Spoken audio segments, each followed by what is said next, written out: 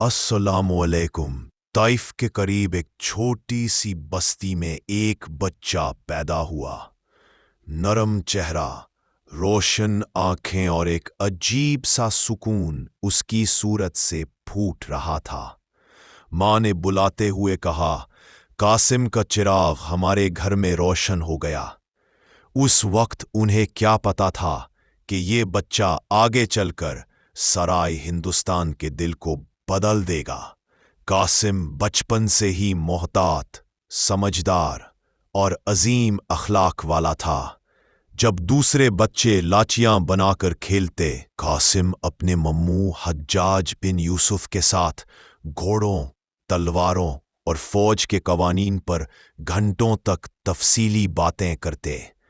उसकी आंखों में वो रोशनी थी जो सिर्फ उन लोगों में होती है जिनका मुकद्दर कुछ अलग लिखा होता है। एक बार ताइफ के बाजार में एक बुढ़ी औरत ने उसे रोककर कहा, बेटा, तेरे कदम में फतेह है। तेरा रास्ता लंबी सफर की खुशबू से भरा हुआ है। कासिम ने मुस्कुराकर सिर झुकाया। बचपन में ही उसका दिल फर्ज, अदल और रैन से भर चुका था। कहानी शुरू करने से पहले हमारे चैनल को सब्सक्राइब कर लें ताकि आने वाली मजीद वीडियो आपको मिलती रहे। सिंध के दरियाओं और सब्जो शदाब मैदानों में नौजवान मोहम्मद बिन कासिम की फौज तैयार हो रही थी। लश्कर के सिपाही घोड़ों पर सवार, हथियार संवार रहे थे और हर जानिब एक अज़्म नजर आ रहा था। मोहम्मद बिन कासिम ने अपने सिपाहियों को आखिरी हिदायत दी। उनके हाथ में नक्शा था और आंखें मकसद पर मरकूज थी। हर सिपाही जानता था कि आने वाला सफर आसान नहीं होगा। रात के वक्त लश्कर के कैंप में आग के गिर्द सिपाही बैठे। तैयारी और अज़्म के दरमियान एक खामोशी छाई हुई थी। सुबह के पहली रोशनी में लश्कर सफोन में लग गया। घोड़े के तोपों की आवाज और बैनर्स की लहराहट ने हर किसी के दिल में जोश भर दिया। मोहम्मद बिन कासिम का लश्कर सिंध के किनारे पर पहुंच गया। वहां की फिजा में तज़गी और थोड़ी दहशत थी। दुश्मन की खबरें हर कोने तक पहुंच रही थी। दाहिर के सिपाही तैयार हो रहे थे। हाथी, तेली और घोड़े सब मौजूद थे। उनकी हिफाजत के लिए शील्ड्स और हेलमेट्स का इस्तेमाल हो रहा था। मोहम्मद बिन कासिम ने अपने सिपाहियों को खुदामुख नहीं किया। उनके लिए स्ट्रैटेजी तैयार की और हर एक मूव को पहले से देख लिया। दाहिर के किले के सामने सिपाही और हाथी लाइन में खड़े थे। मोहम्मद बिन कासिम ने लश्कर को एक कमजोर रास्ते की तरफ बढ़ाया। पहला तूफानी क्लैश शुरू हुआ। तिरे और तलवारें टकरा रही थी। धूल और धुआं चढ़ रहा था। फजर की रोशनी में दोनों लश्कर एक दूसरे के सामने खड़े थे।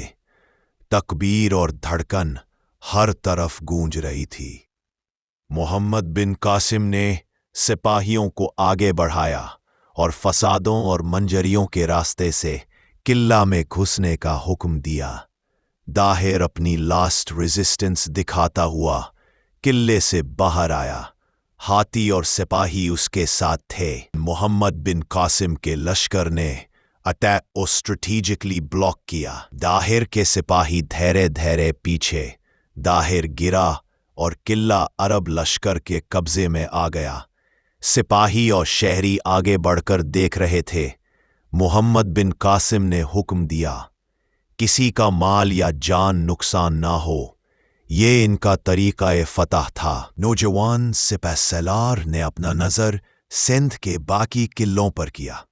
हर किला स्ट्रेटेजिकली कैप्चर करना था।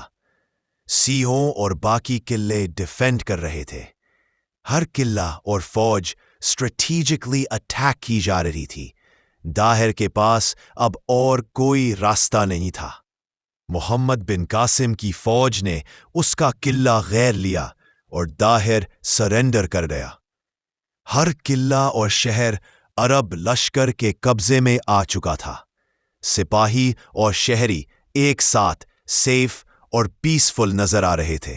محمد بن قاسم نے ایڈمنسٹریشن سٹارٹ کی، حکومتی آفیسز، کورس اور آفیشلز کو آرگنائز کیا، مارکیٹس، سکولز اور ماسکس اسٹیبلش کیے گئے، لوگ ایجوکیشن اور ٹریڈ میں مصروف ہو گئے۔